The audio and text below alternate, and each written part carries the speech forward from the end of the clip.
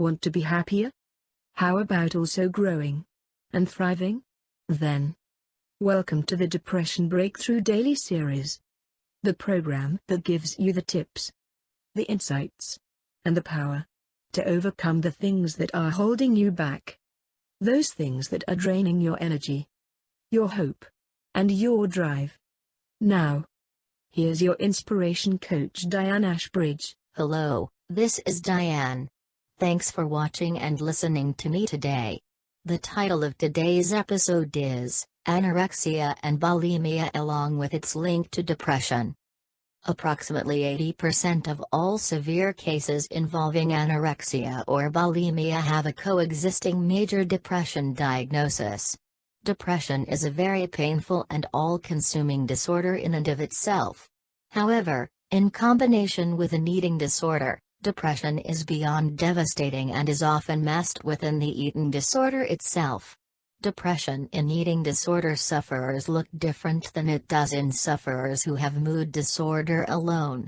One way to describe how depression looks in someone who is suffering with an eating disorder is hidden misery.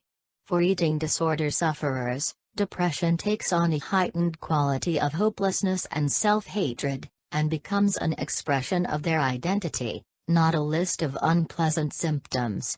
The depression becomes intertwined with the manifestations of the eating disorder, and because of this interwoven quality, the depressive symptoms are often not clearly distinguishable from the eating disorder. One purpose of this article is to highlight some of the distinctions and differences in how depression manifests itself in someone suffering with anorexia or bulimia.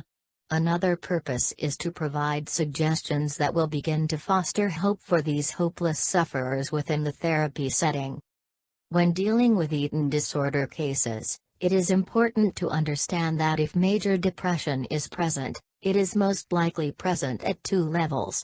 First, it will be evident in a history of chronic, low-level, dysthymic depression, and secondly, there will be symptoms consistent with one or more prolonged episodes of acute major depressive disorder. The intensity and acuteness of the depression is not always immediately recognizable in how the sufferer is manifesting their eating disorder. Clinical history taking will reveal chronic discouragement, feelings of inadequacy, low self-esteem, appetite disturbance, sleep disturbance, low energy, fatigue, concentration troubles, difficulty making decisions, and a general feeling of unhappiness and vague hopelessness. Since most eating disorder sufferers do not seek treatment for many years, it is not uncommon for this kind of chronic dysthymic depression to have been in their lives anywhere from 2 to 8 years.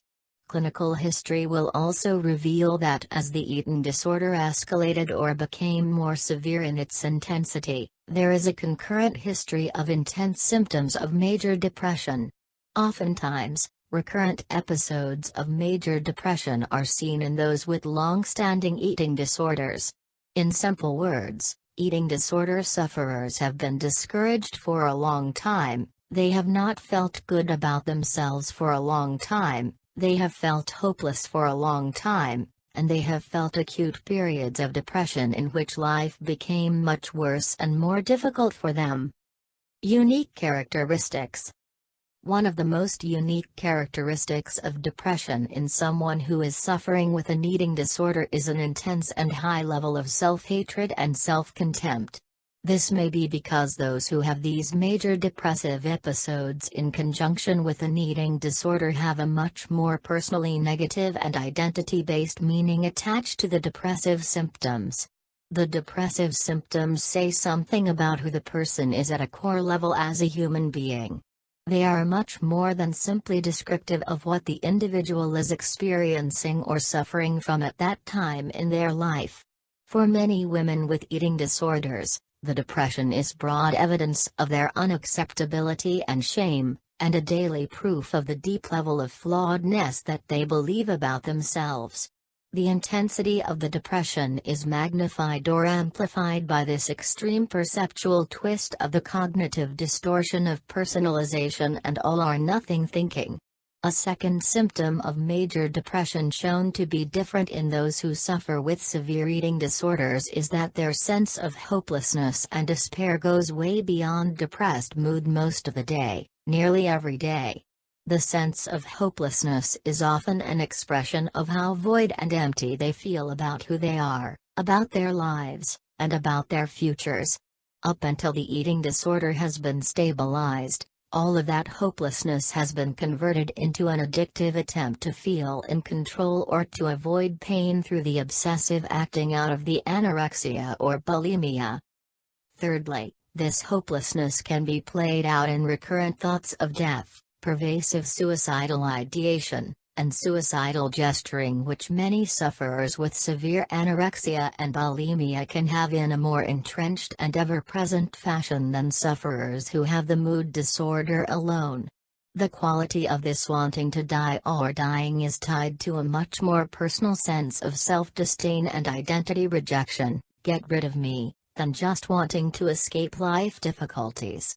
Fourth, the feelings of worthlessness or inadequacy are unique with eating disorders because it goes beyond these feelings. It is an identity issue accompanied by feelings of uselessness, futility, and nothingness that occur without the distraction and obsession of the eating disorder.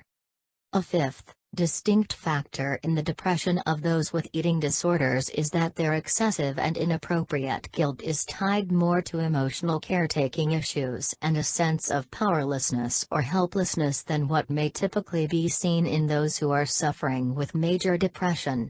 Their painful self-preoccupation is often in response to their inability to make things different or better in their relationships with significant others.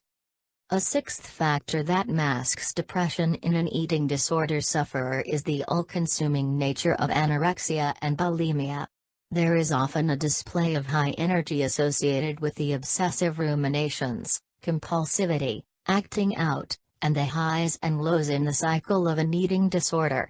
When the eating disorder is taken away and the individual is no longer in a place or position to act it out, then the depression comes flooding in painful and evident ways.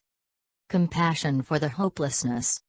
The reality of working with people who are suffering in the throes of depression and an eating disorder is that it is difficult not to feel hopeless for their hopelessness. Their hopelessness is extremely painful. It is an inner torture and misery, and it is encompassed by intense feelings of self-hatred and self-contempt. For many, their emotional salvation was going to be the eating disorder. It was going to be thinness, physical beauty, or social acceptability. Many come to feel that they have even failed at the eating disorder and have lost the identity they had in the eating disorder. Hence, the hopelessness goes beyond hopeless, because not only is there nothing good in their lives, there is nothing good in them. Not only is there no hope for the future, there is nothing hopeful at the moment but breathing in and out the despair they feel.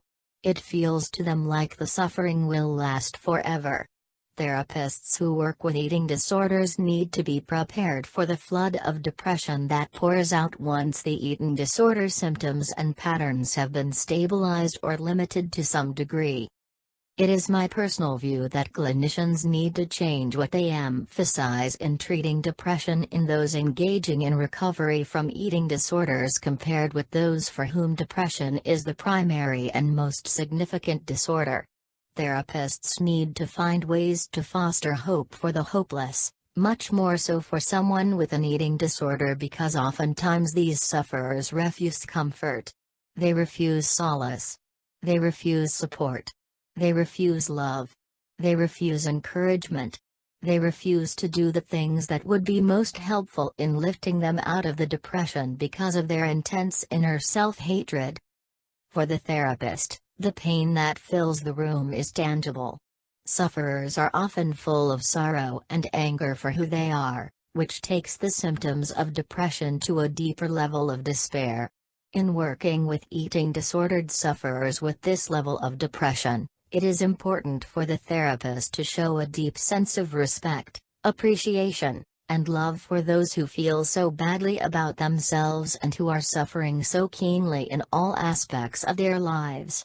In spite of all the suffering, these people are still able to reach out to others with love and kindness and function at high levels of academic and work performance.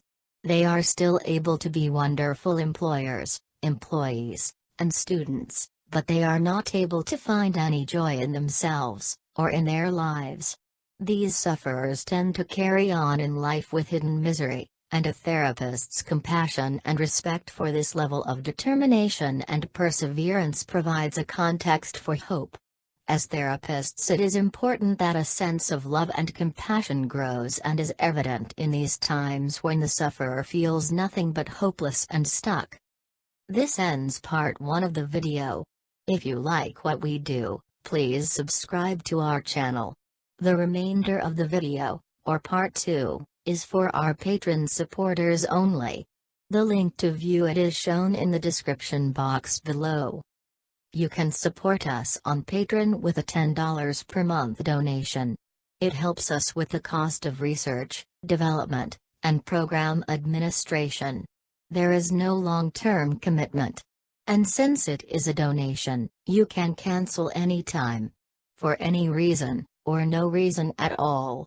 Think about this, for only 33 cents a day, you will then have exclusive daily access to expert knowledge, proven tips, and magnificent tools to help you learn and grow.